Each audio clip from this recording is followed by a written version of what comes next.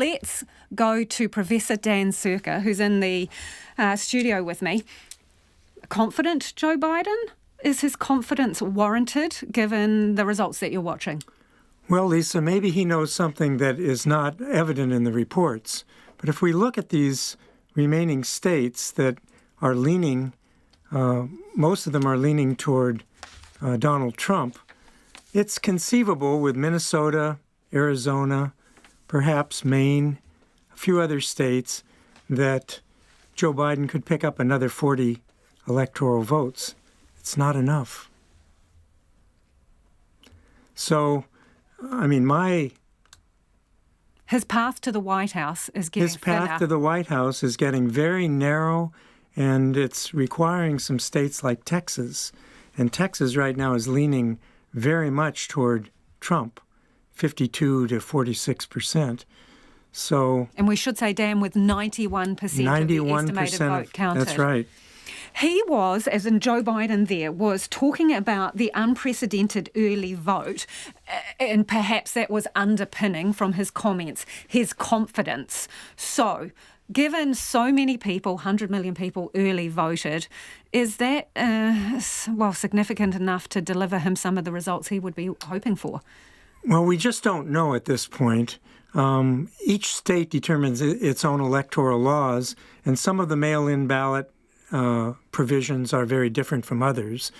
But there looks to be a sort of weight in favor of Trump right now. And Ohio, which is a bellwether state, which has called the last 14 elections exactly the way they've come out, has been called for Donald Trump.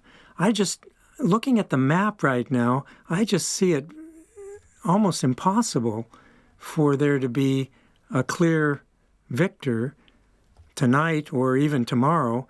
And even after that, it's not looking good for Joe Biden.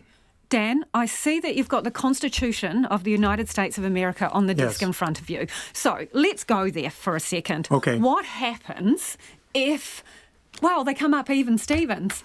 Well, if they come up even Stevens, or if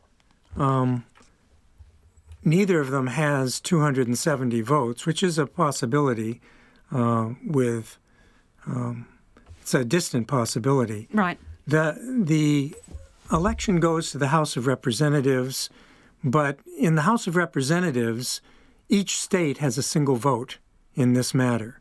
And what that means is, when you look at all the red in smaller states, that Donald Trump would definitely have a major advantage. Question about that. If each state has one vote, are they obligated to vote in any particular way according to the votes that were cast in their Not state? according to the Constitution. So it's a free-for-all, basically. It could be a free-for-all. It could be a situation as in 1800, when Thomas Jefferson and Aaron Burr, who were running on the same ticket, ended up getting the same number of votes, and it had to be sorted in the House of Representatives. And that sorting process involved almost parliamentary-like behavior, in which particular key members were promised cabinet seats in exchange for their vote.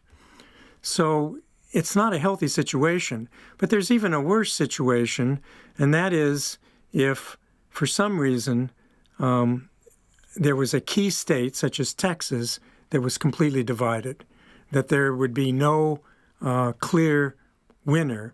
And so the electoral votes, which are chosen, the electors are chosen by parties, and they're supposed to go with the party that wins, a majority.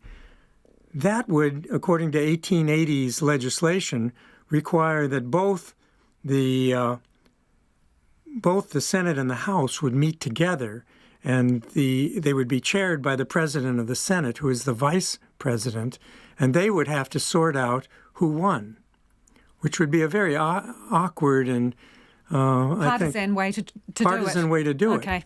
Yeah, so we are looking very keenly at these 4 states who are in and around the Rust Belt. So Pennsylvania, at the moment, 62% of the estimated vote reported, leaning towards Donald Trump with 56.9%. Actually, it's just gone down a little bit, 56.7%, 42 to Joe Biden.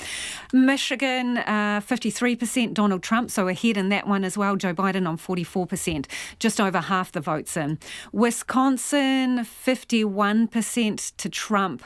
Joe Biden, 47%, with 72% of the estimated votes reported. And Minnesota is the only one out of those 4 states, Dan, that is looking to be leaning towards Joe Biden.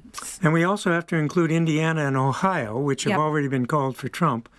So Minnesota has only 10 electoral votes and is not really going to affect either side all that much unless, well, since they're leaning very heavily toward Biden, it's helpful for Biden, but it still pushes Biden back to a strategy, a route to the presidency that includes Texas.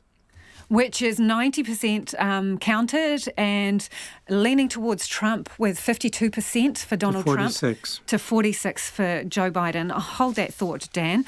That's our US political expert, Dan Zirker, in the studio.